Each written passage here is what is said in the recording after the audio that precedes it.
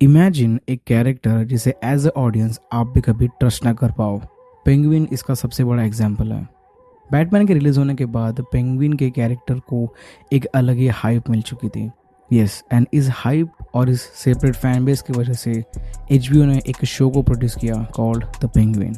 But as a spin off ये show सबसे better work करता है, like Better Call Saul. So आज इस वीडियो में मैं डिस्कस करूंगा कि how Penguin works in detail. Video को स्टार्ट करने से पहले I will give you guys a spoiler warning, क्योंकि वीडियो में बहुत कुछ डिस्कस किया जाएगा सीरीज़ के बारे में। तो please guys go and watch this series and बाद में इस वीडियो को देखना। और मुझे पता है आपके और मेरे थॉट्स और पॉइंट ऑफ व्यू इस वीडियो में बहुत ज़्यादा मैच करेंगे। So without wasting in time let's start the video.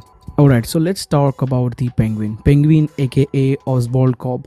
Guys I will appreciate the efforts of Colin Farrell. भाई कॉलिन फेरल की एक्टिंग इसमें बहुत ही नेक्स्ट लेवल पे है।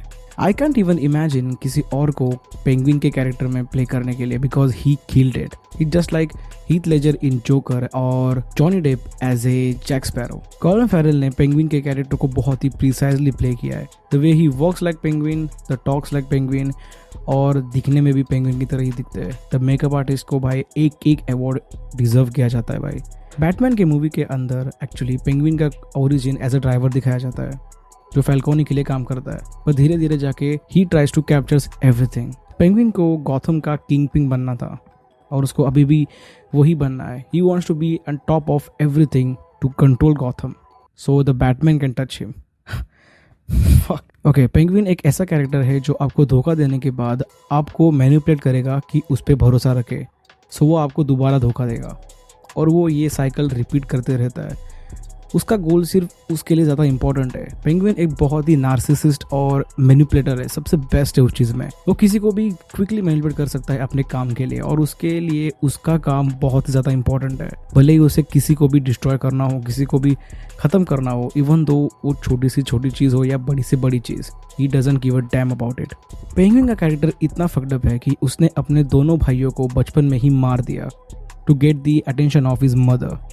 आप सीरीज देखोगे तो आपको मालूम पड़ेगा कि उसका डेस्परेशन अपने मॉम के लिए और उसके चीज़ों को कैप्चर करने के लिए एक बहुत ही नेक्स्ट लेवल का डेडिकेशन है। And that's what they call as a writing. वो कुछ भी क्लूज, कुछ भी वीकनेस पीछे छोड़ता नहीं है except his mom.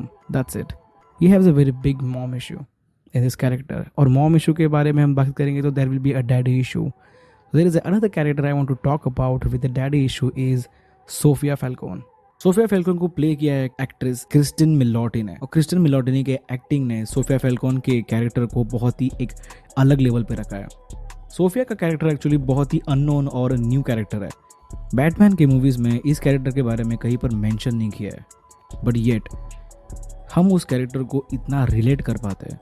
It's very difficult for us, जो एक नया कैरेक्टर है और उसे आप रिलेट कर पाओ या उसके लिए फील कर पाओ, उसके कैरेक्टर के डेवलपमेंट के लिए एटलीस्ट 2-3 सीजन तो लगते ही लगते हैं। सोफिया फैल्कोन के कैरेक्टर को बहुत ही अलग तरीके से लिखा गया है। Sofia is introduce as a very simple girl. There is a full episode for her. एक पूरा का पूरा एपिसोड उसके लिए डेडिकेटेड है, जहाँ पे वो आर्कम असाइलम में कैद होती है and then everything happens to her. उसको टॉर्चर किया जाता है, उसको मेंटली शॉक दिया जाता है एंड एवरीथिंग, बहुत कुछ होता है उसके साथ। और वो जो चेंज हो जाती है, that change is a most well written change. Sofia का कैरेक्टर बहुत ही सिंपल दिखा गया है। It's not a complicated to understand her, but Gotham के अंदर और गॉथम के बाहर उसको सेम ही ट्रीट किया जाता है। एक इवेंट के बाद उसके डैड के क्लब में बहुत सी लड़कियां मरती रहती है and if you know the who is the killer of it, उसे उस चीज़ का पता चल जाता है and she don't want to be the whistle blower. So उसके डैड उस आर्काइम असाइलम में छोड़ देते हैं। उसको हैंगमैन का एक्चुअली नाम मिल जाता है। सोफिया का ट्रांसफॉर्मेशन असाइलम से निकलने के बाद भी कुछ चेंज नहीं होता, बिकॉज उसको वर्ल्ड एक ही तरह ट्रीट करती है एंड देन जो उसको वैसे बोलते हैं वो वैसी होती है। Just like what you think you become.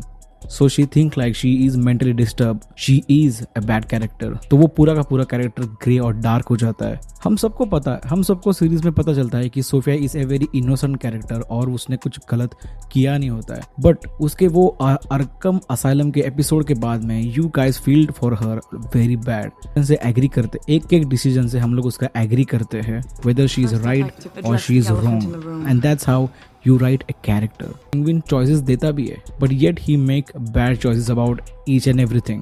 Victor is a make a right decision to leave it, but बाद में I don't know, but वो वापस आके Penguin को बचा लेता है. मे बी उसे लगता है कि this is the thing, this is the time to be a top of everything. क्योंकि देखो वैसे भी गौतम पूरा का पूरा डिस्ट्रॉय हो रहा है उनके क्राइम के अंदर, and there is nothing that is not corrupt. सब चीज वहाँ पे करप्ट है. तो वो सोच रहा था कि the kindness is the only thing that is not working over there. तो उसे भी किंग पिन बनने के लिए पेंगुइन का साथ देना ही होगा. सो वो पेंगुइन को बचाने के लिए वापस आता है, and that's a very bad decision for him. और आगे सीरीज में जैसे स्टोरी डेवलप होती है, बिल्ड होती है, पेंगुइन विक्टर के साथ एक अलग अटैच हो जाता है. उसके साथ एक फैमिली वाला एक रिलेशन रखता है, बट उसकी माँ को संभालता है, and everything he get attach to it. End में जाके लास्ट के एपिसोड में Penguin have to kill Victor because Victor उसका एक वीक पॉइंट बन जाता है. The things you get attach to that, वो चीज़ आपको लैक करती है.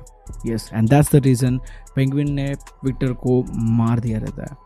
एंड वो सीन बहुत ही ज़्यादा ब्रूटल रहता है. इट्स लाइक बहुत ही इमोशनल सीन था वो. It's your strength. Also, when it drives you. Fuck if it don't make you weak, too. And I can't have that no more. I can't have that shit. I can't. It's too much. Too fucking much. Okay, video को ज़्यादा लंबा ना करके I will say overall the penguin का show ए masterpiece है भाई. Spin off के बारे में, ये शो का पेस बहुत ही स्लो है, और ये स्लो पेस सीरीज़ के लिए बहुत ज़्यादा इंपॉर्टेंट है.